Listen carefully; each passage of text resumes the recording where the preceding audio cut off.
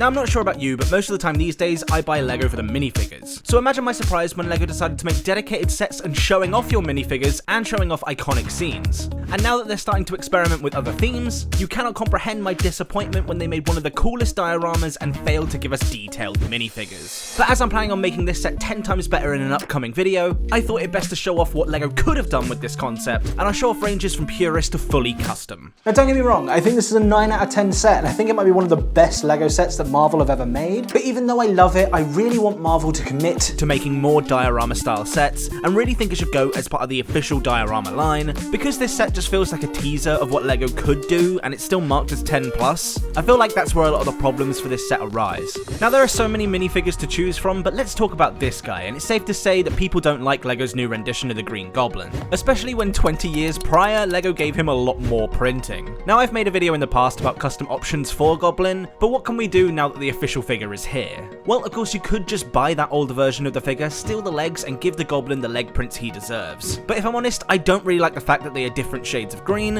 and the legs are very costly on the aftermarket. So a great cheap alternative are these legs from Cersei. From Eternals, because apparently Eternals get the budget for leg printing. Now as for the arms, there isn't really anything we can do officially, but Firestar Toys have just sent me their new upgrade pack for the No Way Home figures. And they have these really nice arm prints that make the figure look so much better if you're on a budget. But going back to official pieces, we can definitely improve the accessories. The hairpiece is great, it's just the wrong colour. I really don't think dark brown works for Norman Osborn, however, reddish brown works much better. But you know what, this hood piece works even better than both. Add a belt and I think we have the best semi-official version of Goblin. Of course, there's a lot more we could do here. We could build a more accurate version of the glider and give him a custom pumpkin bomb, but I've saved all that for this fully custom version of Green Goblin by Jackabrick. Now, slight disclaimer, yes, this custom version of Goblin is going to be more detailed in almost every single way. Some people might even say it loses that LEGO feel, but if you ask me, I like to think of it like this. What if LEGO had unlimited budget for a minifig? Would it look like this? If you ask me, I think it would be pretty damn close.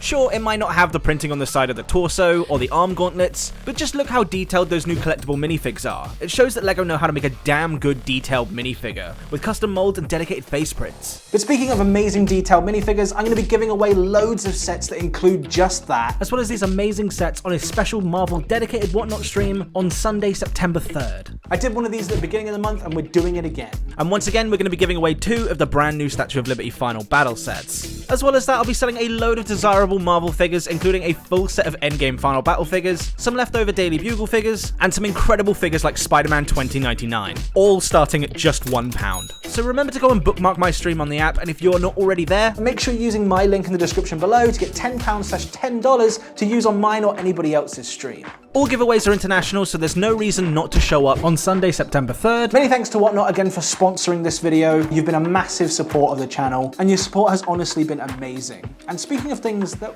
weren't that amazing, we really need to talk about MJ and Ned. Now, if I'm honest, I really think there's a good reason that they didn't have any detail, and I'll eventually explain that in another video. But for now, these figures could really receive a few simple upgrades to make them really decent figures. Starting with MJ, this figure is just all wrong. The reuse of LEGO City pieces really make this one fall short, but thankfully this torso from Ron from the collectible minifig series is much more accurate and gives MJ the arm printing she is really missing. But even with this official torso, it's still not technically the right colours. Her jumper in the film is a mix of brown and pinky colours, and thankfully Firestar coming in with their upgrade pack has given us a really decent torso for MJ that really should have been included in the set. And speaking of things that should have been included in the set, I really don't think this face print looks anything like Zendaya, and LEGO really struggled to get this character correct. Even the expression really doesn't do this figure justice. So here's hoping that the new Dune set gives her a dedicated face print and hair mold. For now though, we can use this Firestar one, and an official ponytail piece because her hair is tied up in the scene.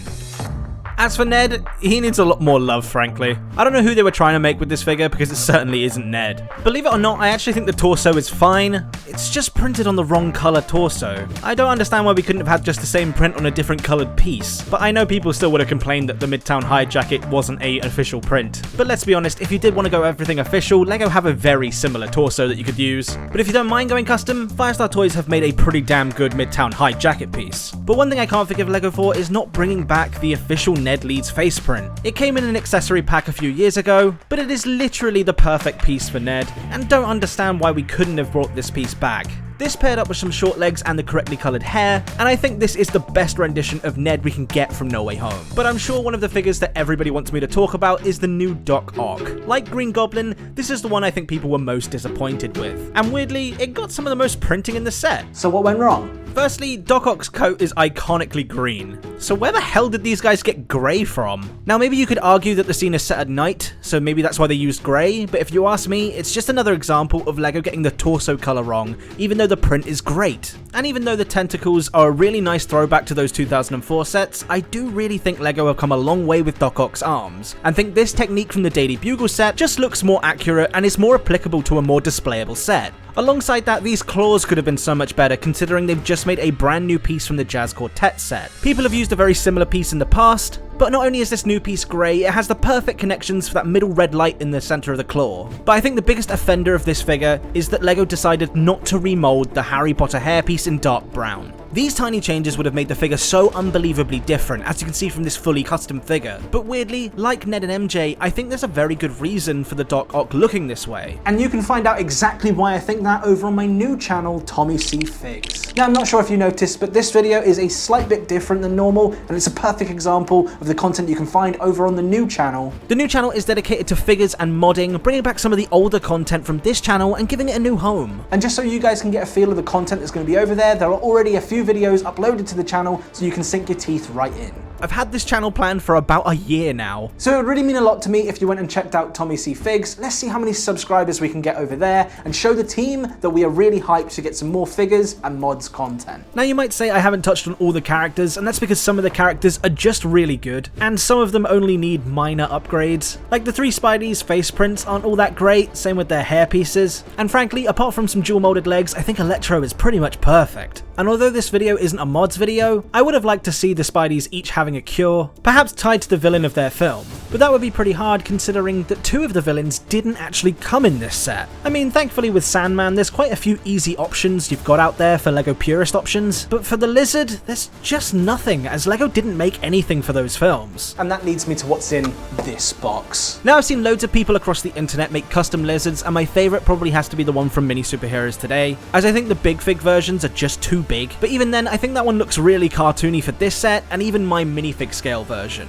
Now even though the Lizard is rumoured to come in an upcoming set next year, I just don't think LEGO's going to do it justice. And even though I'd love to be proven wrong, I think we're going to need a custom piece. And that's why I have my favourite in this box, and believe it or not, it's the most I've ever spent on a custom minifigure. Now let me explain why.